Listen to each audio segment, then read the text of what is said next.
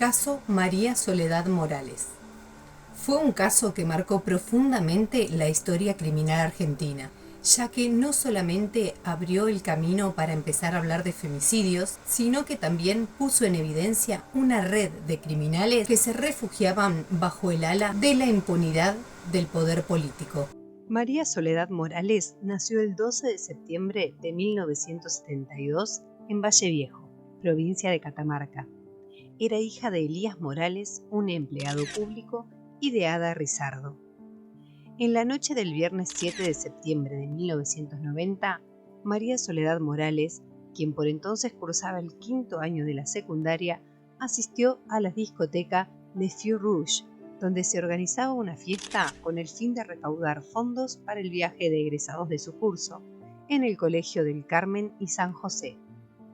En la madrugada del 8 de septiembre, entre las 3 y 3:30 de la mañana, Luis Tula, de 28 años, que según relatos de compañeros era su novio, la recogió en la discoteca en un jeep que pertenecía a Arnoldo Arnoldito Saadi, primo del gobernador de la provincia, Ramón Saadi.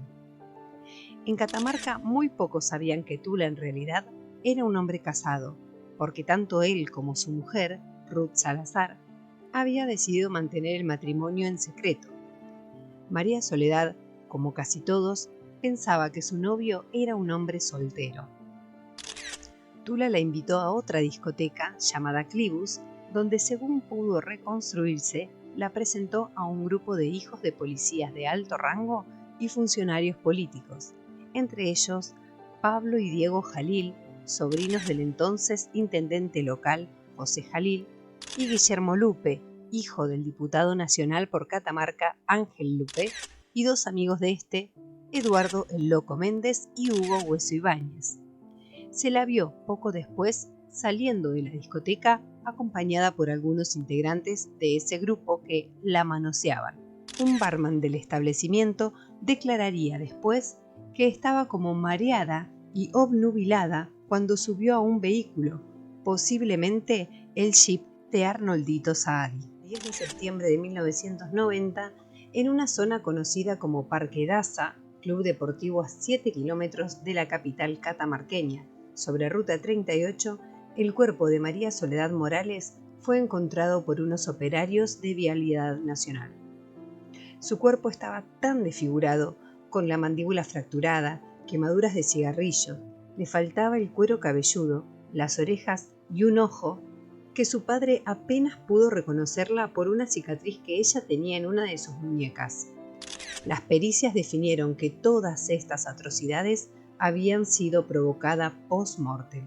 Desde un primer momento, las investigaciones fueron demoradas y manipuladas, tanto que el mismo jefe de la policía de la provincia, el comisario general Miguel Ángel Ferreira, al hallar el cadáver, ordenó que lo lavaran, borrando huellas y señales de modo irrecuperable. Ojo, no lo hizo de torpe. Ya les voy a contar el porqué. El testigo Carlos Antonio Ponce, colectivero, dijo que el lunes 10 a las 3:30 de la mañana vio a dos policías junto al cuerpo. Luego volvió a pasar a la media hora y seguían allí. Sin embargo, en el expediente figura que María Soledad fue encontrada a las 9 de la mañana. Antonio bajó del colectivo para ver qué había pasado, pero un policía le dijo: «Andá, acá no hay nada, fue un accidente». Luis Arce, un ciclista que salía a pedalear todas las mañanas, pasó por el lugar a eso de las 6:30, camino al portezuelo, pero a esa hora no vio nada. Recién cuando volvió para su casa, entre las 8:30 y las 9 de la mañana, vio a los policías y paró. Fui uno de los primeros que vieron el cuerpo de la chica, y vi cómo los policías pisoteaban el lugar y esparcían la tierra con ramas alrededor del cadáver. Nadie cuidó o acordonó la zona. El dato coincide con la ausencia en el zanjón de peritos en rastros y planimetría. Ninguna de las 7.000 fojas del expediente menciona este tipo de pericias, consideradas rutinarias en cualquier caso criminal. El testimonio de Arce se suma a otros según los cuales el presunto encubrimiento del crimen comenzó el mismo día en que fue encontrado el cuerpo de María Soledad. La chica estaba boca abajo y casi totalmente tapada por tierra, como si se la hubiesen tirado en ese momento. Los policías caminaban alrededor. Después, de curioso, volví a pasar a las 13:30. El lugar estaba lleno de gente que andaba lo más tranquila por todos lados. Arce cuenta que cuando llegó al lugar, vio al comisario Ferreira, quien le dejó pasar luego de decirle que habían encontrado el cuerpo de una gorreadora, término que se usa en Catamarca para definir a una mujer que anda con muchos hombres simultáneamente. Después de esto, llegan los bomberos. Durante el juicio, ellos denunciaron haber recibido la orden de lavar el cadáver. Dijeron que el comisario José Leguizamón les ordenó literalmente pegarle una lavadita al cuerpo. Leguizamón era el jefe de la regional y su presencia no quedó registrada en el acta que se hizo en el lugar donde hallaron el cuerpo. El intento de las autoridades por encubrir el asesinato era alevoso. Los testigos recibían presión y amenazas, por lo cual muchos de ellos cambiaron su testimonio o dijeron ya no recordar nada. Esta suma de injusticias provocó que las amigas de Soledad, apoyadas fuertemente por la rectora de su colegio, la monja Marta Peloni, organizaran una movilización que fue apoyada en todo el país. Su forma de reclamar fue controversial. En silencio. Gracias a ellas se pudo desenmascarar las condiciones de privilegio que tenían ciertos funcionarios y sus familiares en diferentes provincias. Se produjo un gran cambio político en Catamarca y se empezó por fin a hablar de femicidios. Cada marcha del silencio convocaba a más y más gente. Llegaron a ser 30.000 manifestantes y más de 65 movilizaciones. Se tardó más de 2 meses en abrir la investigación judicial, y una vez que la justicia intervino, el favoritismo hacia los posibles involucrados fue evidente. En el pueblo a los responsables del femicidio se los empezó a llamar los hijos del poder. La fiscalía manejaría la hipótesis de que María Soledad había sido drogada y llevada a Los Álamos, un albergue transitorio, donde habría sido violada por entre 2 o 4 personas. Guillermo Luque se presentó rápidamente a declarar que él se encontraba en Buenos Aires al momento de los hechos, llevando varias personas para que dieran testimonio. El problema es que estas personas se contradecían entre sí con sus declaraciones, y además aparecieron testigos que decían sí haberlo visto en Catamarca. Yo el 8 de septiembre de 1990, yo hice una vida normal, estaba en Buenos Aires, he demostrado a través de pruebas testimoniales, no solamente testimoniales, sino documentadas. En estas condiciones, el diputado Ángel Luque declaró que si su hijo hubiera sido el asesino, el cadáver no habría aparecido. El escándalo llevó a la expulsión del diputado del Congreso. Al verse acorralados, la policía catamarqueña empezó a hacer correr la versión ridícula de que María Soledad había sido sorprendida por un grupo de vagabundos mientras caminaba por el borde de la ruta. Para reforzarla, el jefe de policía Ferreira salió a declarar: «Les pido que tengan un mayor control sobre sus hijos. Deben saber quiénes son sus amigos y compañeros. Conocer los lugares a los que concurren y no dejarlos a la deriva es fundamental para su seguridad». Era evidente que querían culpar a María Soledad y a sus padres por lo que le había pasado, y la sociedad no aceptaba eso. Fue entonces cuando hicieron circular la hipótesis de que la esposa de Tula, Ruth Salazar, la había matado por despecho. Pero los testimonios contra los hijos del poder eran cada vez más y ya era imposible tapar la versión que perseguía la realidad. Ada Morales, la mamá de María Soledad, contó que hay una familia, los Vargas, el matrimonio ya falleció, que vivían acá cerquita, que sufrió horrores. Como coincidía la marca y el auto de ellos con el de Luque, un Ford Falcon, esa familia sufrió horrores. A nosotros nos extrajeron 2 veces sangre, y ustedes se preguntarán ¿para qué? El auto de los Vargas apareció con sangre de mi hija. Esa sangre que a nosotros nos sacaron, la pusieron en el auto de ellos, sospechamos. Pero gracias a Dios, el abogado de ellos los ha podido defender, pero han quedado traumados para toda la vida. La Dirección de Inteligencia de la Policía de la Provincia de Buenos Aires se encargó del espionaje, seguimiento, registro y análisis de información. También siguió de cerca las movilizaciones surgidas a partir del femicidio de María Soledad. El legajo 30.480 sobre Panorama Policial es bastante elocuente.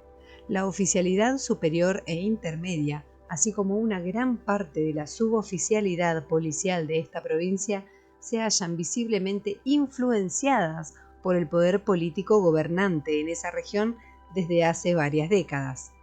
Y agrega, los 3 últimos amotinamientos policiales fueron estrechamente relacionados con los vaivenes políticos derivados del afer Morales y actualmente estas fuerzas solo responden al clan Saadi. El caso estaba tan manipulado y evidentemente sucio que el presidente Carlos Menem intervino los poderes judicial, legislativo y ejecutivo, destituyendo a Ramón Saadi. El presidente Menem ordenó la intervención del ex subcomisario de la policía de la provincia de Buenos Aires, Luis Patti, pero este también tenía complicidad con los acusados. En este contexto, se hace una autopsia al cuerpo de la niña. La cocaína en el cuerpo de María Soledad Morales se encontraba en dosis muy superiores a las que provocaban intoxicación. En uno de los riñones se detectó la presencia de hasta 34,6 microgramos de droga por gramo de tejido, cuando la concentración letal es de solo 27. Los peritos dictaminaron que le había sido inyectada y que esa había sido la causa de la muerte. El juicio comenzó en 1996, pero tuvo que postergarse debido al descubrimiento de gestos en el juez Juan Carlos Zampayo que denotaban que no estaba siendo imparcial. Esto pudo verse debido a que el juicio estaba siendo televisado y transmitido en directo. En 1997 se celebró un nuevo juicio, desbordado de contradicciones y testimonios modificados, y en 1998 Guillermo Luque fue condenado a 21 años de prisión por el asesinato y violación de María Soledad Morales, y Luis Tula fue condenado a 9 años de prisión como partícipe secundario del delito de violación. Luis el Flaco Tula, su supuesto novio, fue acusado de entregar a Guillermo Luque, quien la llevó a una fiesta en la que participaron Pablo y Diego Jalil, Arnoldito Saadi y Miguel Ferreira, el hijo del jefe de la policía, donde la drogaron con cocaína y abusaron sexualmente de ella varios hombres, todos ellos hijos del poder. La sentencia también ordenaba seguir los casos de otras 33 personas por el supuesto delito de falso testimonio, entre los que estaban Luis Hueso Ibáñez y Luis el Loco Méndez, que fueron señalados por varios testigos como los acompañantes de Luque y Tula. El tribunal ordenó investigar el encubrimiento, pero nunca se hizo. Este encubrimiento podría alcanzar a la plana mayor de la policía catamarqueña, al ex gobernador Ramón Saadi, al subcomisario Luis Patti y al propio expresidente Carlos Saúl Menem. Después de casi 35 años cumplidos del feminicidio de María Soledad, continúa sin esclarecerse la participación de otras personas en el asesinato. El 17 de abril de 2006, Luis Raúl Tula recuperó definitivamente la libertad luego de haber cumplido los 2/3 de la condena. Decidió dejar de lado el bajo perfil y eligió la radio de Valle Viejo para contar que está muy feliz ejerciendo su profesión de abogado y que después de haberse separado de Ruth Salazar, formó pareja con una joven mendocina con la que convive y que además es padre de 2 hijos. Sin embargo, hace poco, el diario El Ancasti reveló que su pareja lo había denunciado por violencia de género. En abril de 2010, Guillermo Luque también salió en libertad condicional luego de haber cumplido también 2/3 de su condena. Se casó, tuvo un hijo, se separó y está nuevamente en pareja. Fue el único que pagó de todos los hijos del poder acusados. En el efemérides de María Soledad del año 2012 se destapó el Banco Rojo en Catamarca. El Banco Rojo es símbolo mundial de la lucha contra la violencia de género y los femicidios.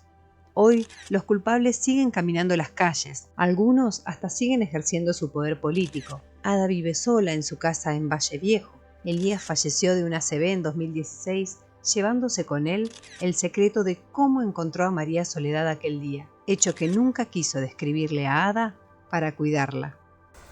Espero que les haya gustado el relato de este caso.